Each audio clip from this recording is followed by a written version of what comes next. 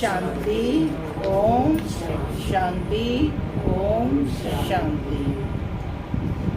आज 16 जुलाई 2024।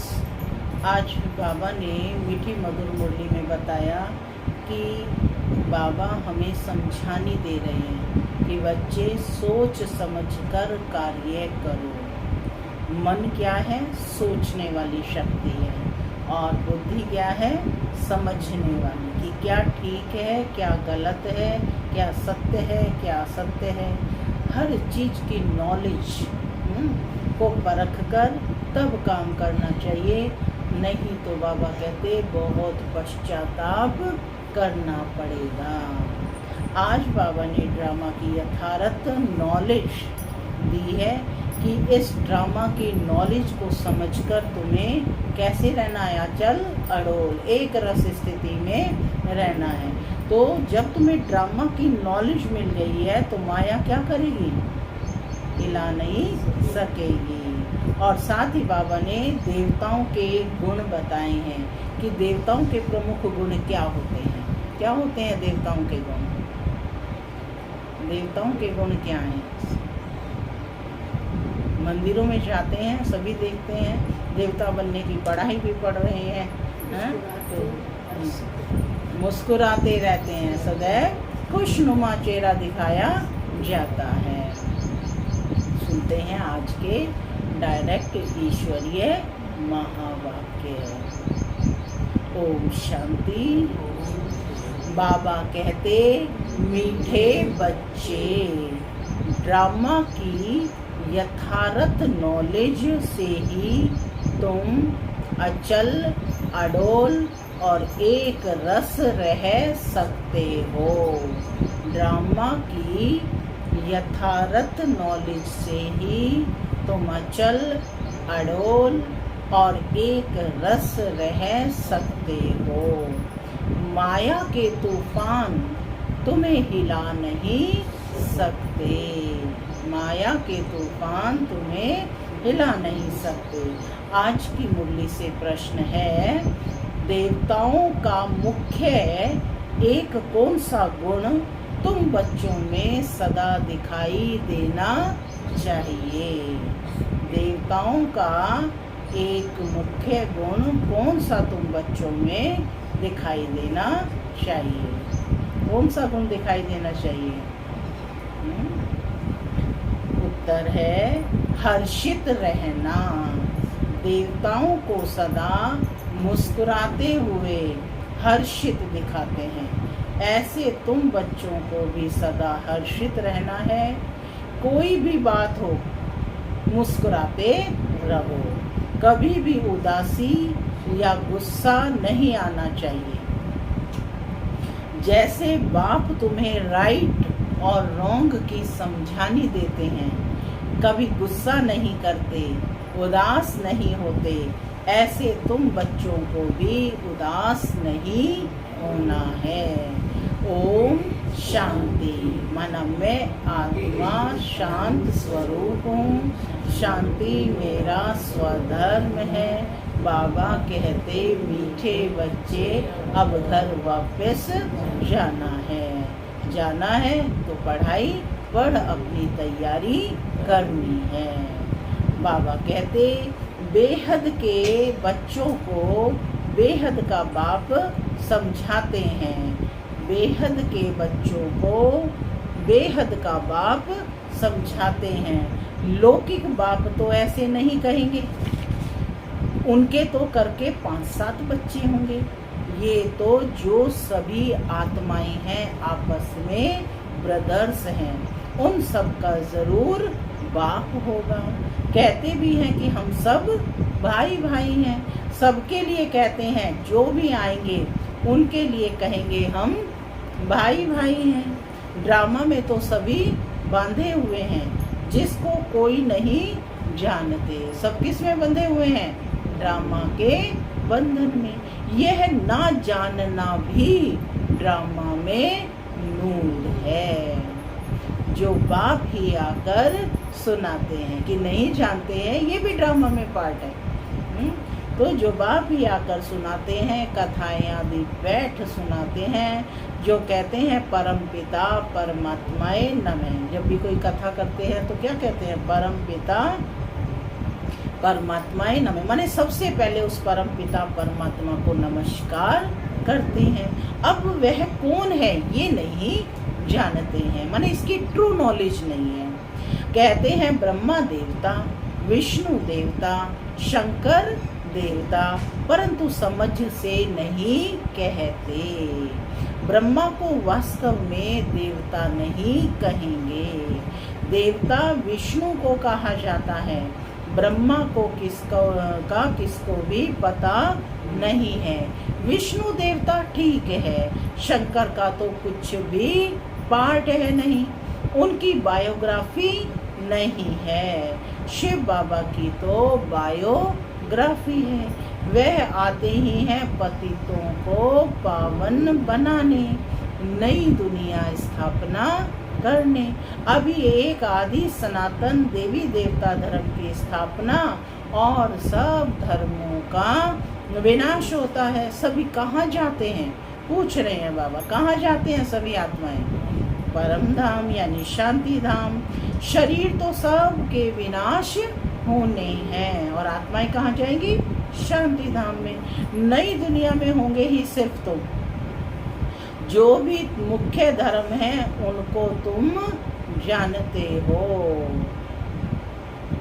सबके तो नाम ले नहीं सकेंगे। छोटी छोटी टालियां तो बहुत है। कौन कौन से हैं मुख्य धर्म? मुख्य धर्म कौन कौन से हैं? आदि सनातन देवी देवता धर्म और इस्लाम धर्म, बौद्ध धर्म और क्रिश्चियन है ना धर्म। तो ये सब हैं प्रमुख धर्म हैं ये चार, और इसके अतिरिक्त तो छोटे छोटे अनेक धर्म हैं। तो बाबा कहते छोटी छोटी टालियां तो बहुत हैं। पहले डीटिज्म, फिर इस्लामी। सबसे पहले है डीटिज्म देवी देवता धर्म, आदि सनातन देवी देवता धर्म, फिर इस्लामी। ये बातें सिवाय तुम बच्चों के और कोई की बुद्धि में नहीं है।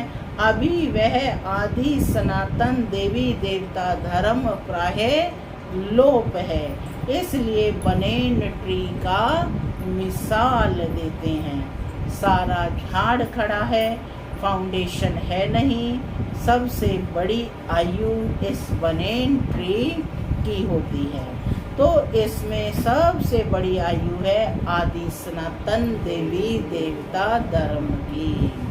सबसे बड़ी आयु किसकी होती है? बनेन ट्री की। और बनेन ट्री कौन है? आदि सनातन देवी देवता धर्म। कितनी होती है बनेन ट्री की? आदि बोलो कितनी होती है? अरे 2500 वर्ष की आयु होती है ना। ये बातें सिवाय तभी तो आज तक भी गायन है कि देवताएं 2500 वर्ष तक जीवित रहते थे। अब 2500 वर्ष तक कोई एक व्यक्ति रह सकता है? वो समझने की बातें हैं, अब समझ आई है। क्योंकि आत्मा कैसी होती है? जीवन मुक्त होती है, प्रारब्ध भोगती है। तो ये बातें सिवाय तुम बच्चों के और कोई बुद्धि में नहीं है। अभी वह आदि सनातन देवी देवता धर्म प्रायः लोप है, इसलिए बनेन ट्री की आयु का मिसाल देते हैं। सारा झाड़ खड़ा है, फाउंडेशन है नहीं। अब इस्लामी, बौद्धिक, क्रिश्चियन सभी धर्म है ना, अन्य छोटे छोटे सभी धर्म है, लेकिन आदि सनातन देवी देवता धर्म नहीं है। सबसे बड़ी आयु इस बनेन ट्री की होती है, तो इसमें सबसे बड़ी आयु है और आदि सनातन देवी देवता धर्म की। वह जब प्रायः लोप हो तब तो बाप आकर के अभी एक धर्म की स्थापना और अनेक धर्मों का विनाश होना है, इसलिए त्रिमूर्ति भी बनाया है। त्रिमूर्ति माना ब्रह्मा विष्णु शंकर है, और इनको बनाने वाला परम पिता शिव परमात्मा है, त्रिमूर्ति शिव। परंतु अर्थ नहीं जानते हैं। तुम बच्चे जानते हो ऊंचते ऊंच भगवान है, फिर ब्रह्मा विष्णु शंकर, फिर सृष्टि पर आते हैं। तो देवी देवताओं के सिवाय और कोई धर्म है नहीं। भक्ति मार्ग की भी ड्रामा में नोंद है। पहले शिव की भक्ति करते हैं, फिर देवताओं की। भारत की तो बात है, बाकी तो समझते हैं कि हमारा धर्म, हमारा मठ पंथ कब स्थापन होता है। जैसे आर्य लोग कहते हैं हम बहुत पुराने हैं, वास्तव में सबसे पुराना तो है आदि सनातन देवी देवता धर्म। तुम जब झाड़ पर समझाते हो तो खुद भी समझ लेंगे। ये सामने है ना झाड़ का चित्र, तो कि हमारा धर्म फलाने समय पर आएगा, क्योंकि झाड़ में ये एक्यूरेट नॉलेज दी गई है कि कौन सा धर्म कब आता है। सबको जो अनादि अविनाशी पार्ट मिला हुआ है, जो 100 बजाना है, सबको पार्ट मिला हुआ है, 100 बजाना है। इसमें कोई का दोष व भूल नहीं कह सकते हैं। यह तो सिर्फ समझाया जाता है कि पाप आत्मा क्यों बने हैं, अदरवाइज तो बनना ही है, गिरना तो है ही। यह अनादि बना बनाया ड्रामा है, इसमें निश्चय रखो।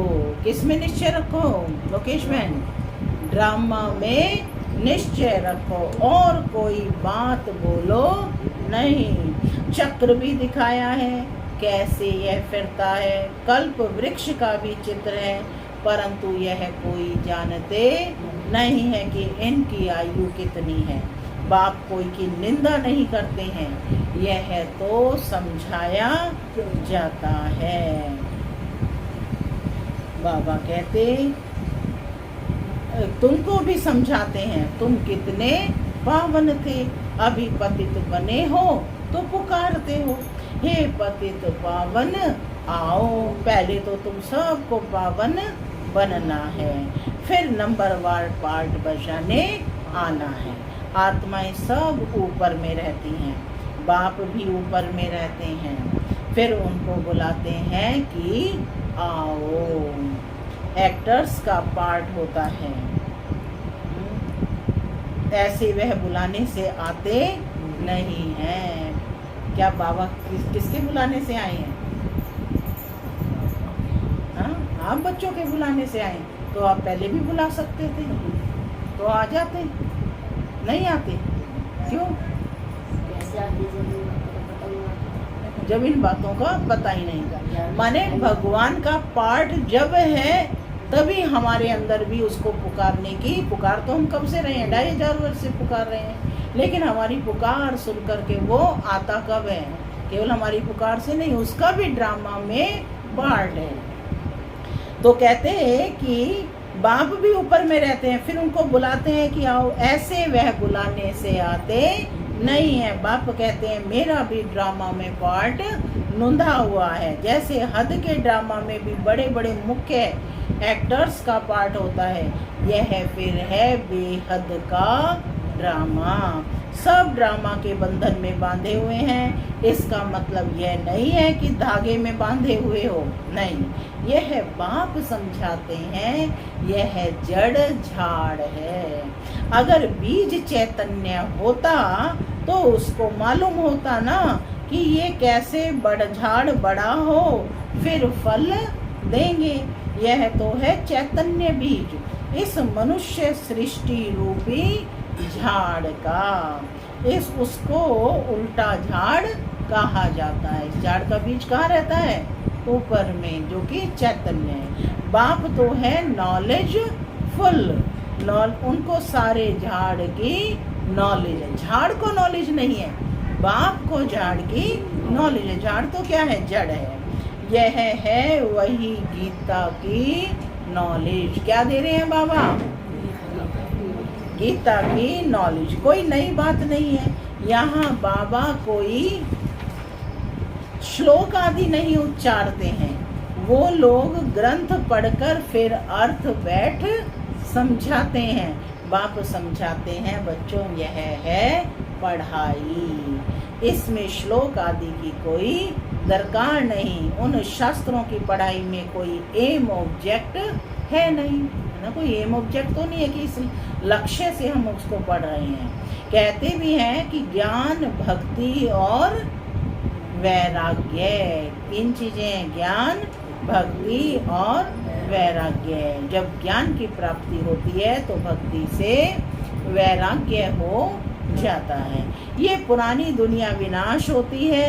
सन्यासियों का है हद का वैराग्य और तुम्हारा है बेहद का वैराग्य।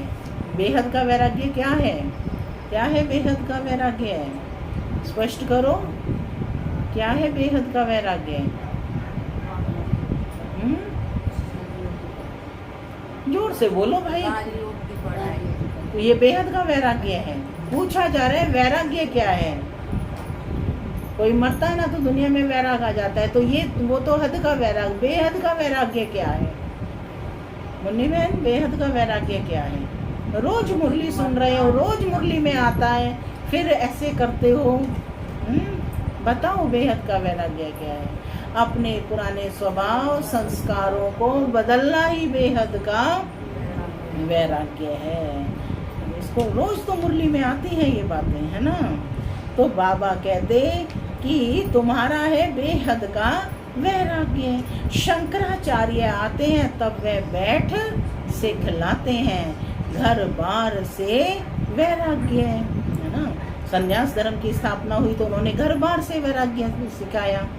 वह भी शुरू में शास्त्र आदि नहीं सिखाते हैं। जब बहुत वृद्धि हो जाती है तब शास्त्र बनाने शुरू करते हैं, उसके बाद फिर शास्त्रों की अथॉरिटी शुरू होती है। पहले तो धर्म स्थापन करने वाला एक ही होता है, फिर आहिस्ते आहिस्ते वृद्धि को पाते हैं। यह भी सब समझना है। सृष्टि में पहले कौन सा धर्म था? अभी तो अनेक धर्म है। आदि सनातन देवी देवता धर्म था जिसको स्वर्ग यानी हेवन कहते हैं। तुम बच्चे रचयिता और रचना को जानने से आस्तिक बन जाते हो। नास्तिक बने का कितना दुख होता है। निधन के बन पड़ते हैं। क्या कहते हैं? इनका कोई धनी धोनी नहीं है, तो आपस में लड़ते झगड़ते रहते हैं। कहते हैं ना, तुम आपस में लड़ते रहते हो, तुम्हारा कोई धनी धोनी नहीं है क्या? इस समय सब निधन के बन पड़ते हैं। नई दुनिया में पवित्रता, सुख, शांति सब था। अपार सुख थे, यहाँ अपरम अपार दुख हैं। वह है सतयुग के और यह है कलयुग के। अभी तुम्हारा है पुरुषोत्तम संगम युग। कौन सा युग है? यह पुरुषोत्तम संगम युग एक ही होता है। सत्ययुग त्रेता के संगम युग को पुरुषोत्तम नहीं कहेंगे। यहाँ है असुर और वहाँ है देवताएं। तुम जानते हो यह रावण राज्य है। रावण के ऊपर क्या दिखलाते हैं? रावण के ऊपर सब रावण बनाते हो ना दशहरा पर, क्या बना दिखलाते हैं रावण के ऊपर? 10 शीश दिखाते हैं। उन 10 शीश के ऊपर भी क्या दिखाते हैं? रावण के ऊपर गधे का शीश दिखाते हैं। गधे को कितना भी साफ करो, हाँ, उस पर कपड़े रखो, गधा फिर भी मिट्टी में लेट कर अपने कपड़े खराब कर देगा। तो बाप तुम्हारे कपड़े साफ कर गुलगुल बनाते हैं और बच्चे फिर क्या करते हैं? देह अभिमानी की मिट्टी में लौटते रहते हैं। फिर रावण राज्य में लिथड़ कर अपवित्र बन जाते हो। आत्मा और शरीर दोनों अपवित्र बन जाते हैं, माने गिर जाते हैं। तो आत्मा भी और शरीर दोनों ही अपवित्र बन जाते हैं। बाप कहते हैं तुमने सारा श्रृंगार गंवा दिया, क्योंकि मुख्य है ना पवित्रता का। हाँ, तो बाबा कहते वह सारा श्रृंगार तुमने गंवा दिया।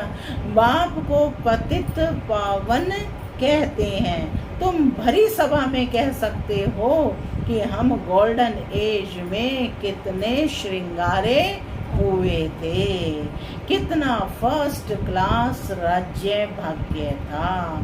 फिर माया रूपी धूल में लिथड़ कर मैले हो गए, माने अपवित्र बने तो फिर माया रूपी धूल में लिथड़ कर अपवित्र हो गए, यानी मैले हो गए।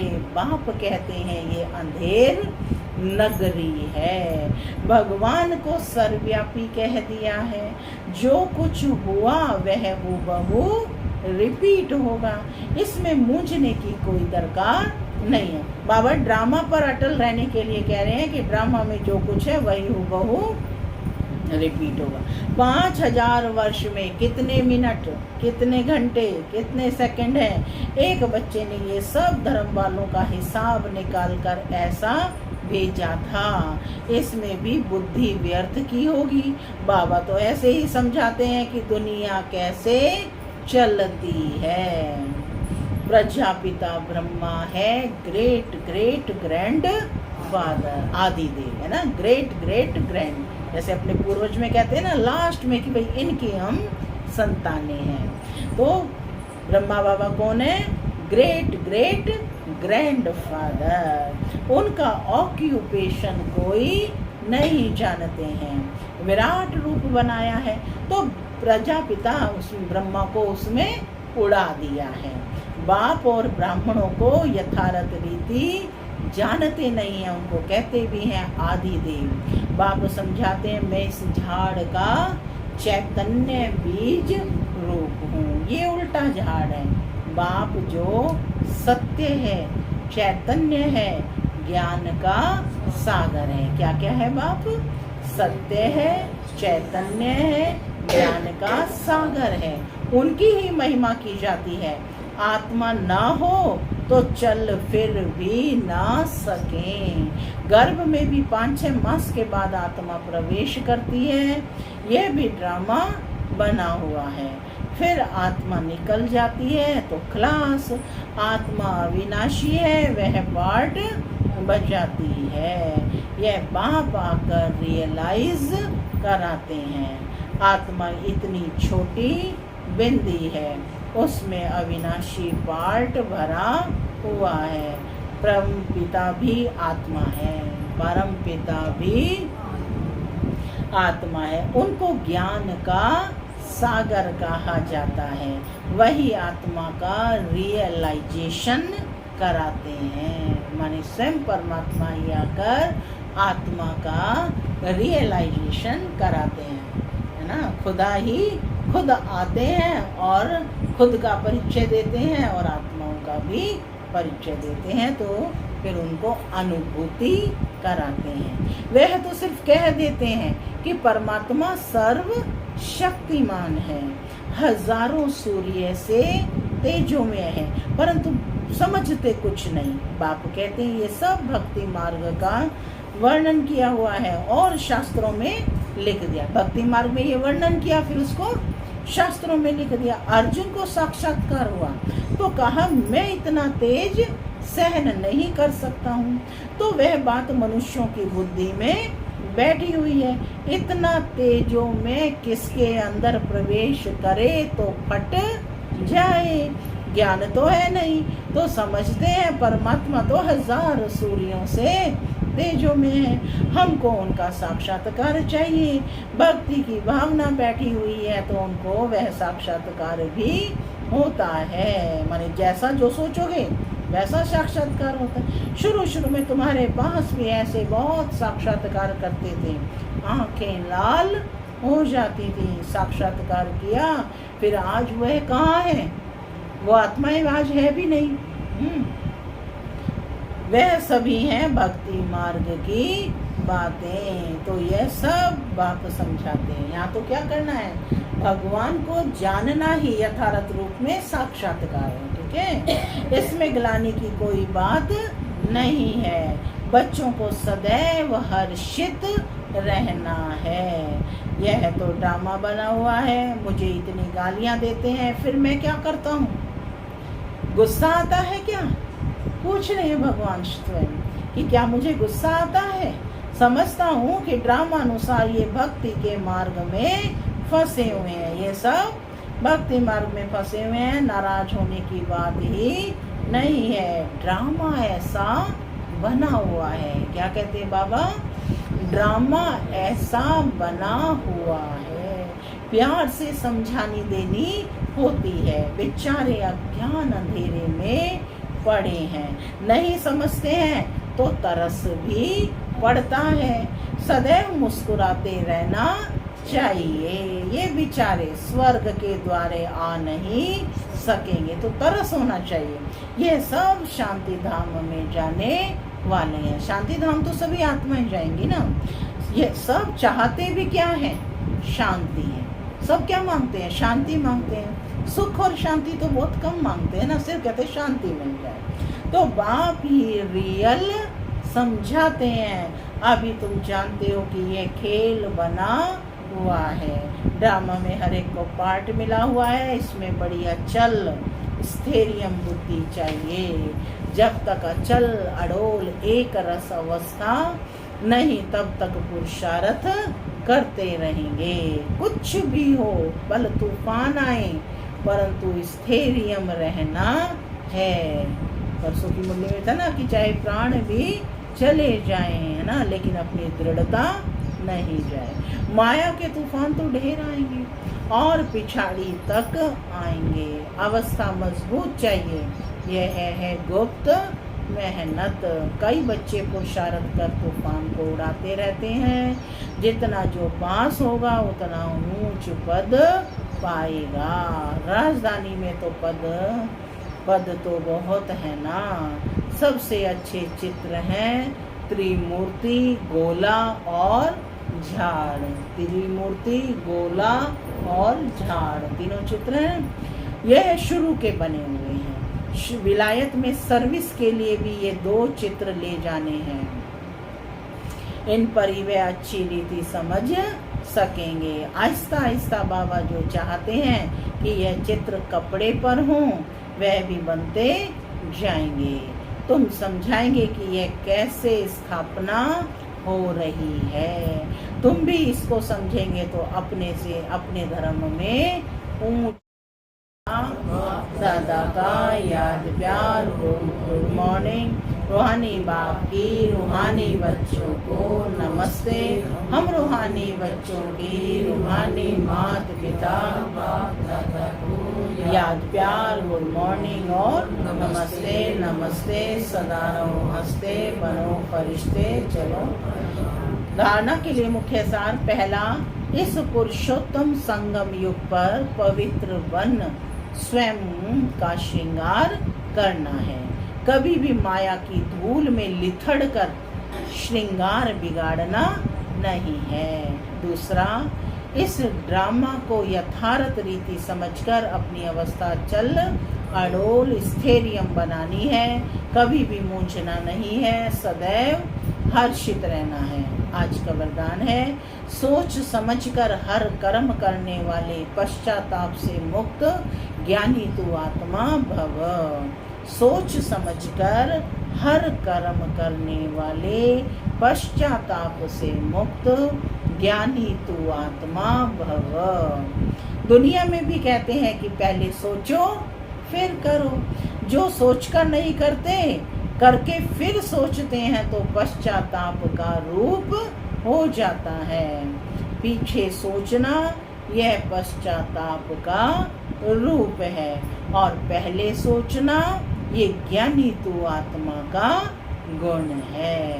द्वापर कलयुग में तो अनेक प्रकार के पश्चाताप ही करते रहे, लेकिन अब संगम पर ऐसा सोच समझकर संकल्प व कर्म करो जो कभी मन में भी 1 सेकंड भी पश्चाताप ना हो, तब कहेंगे ज्ञानी तू आत्मा।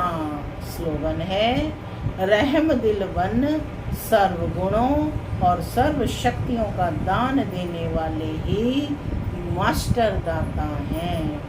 रहम दिल वन सर्व गुणों व शक्तियों का दान देने वाले ही मास्टर दाता हैं। ओम शांति।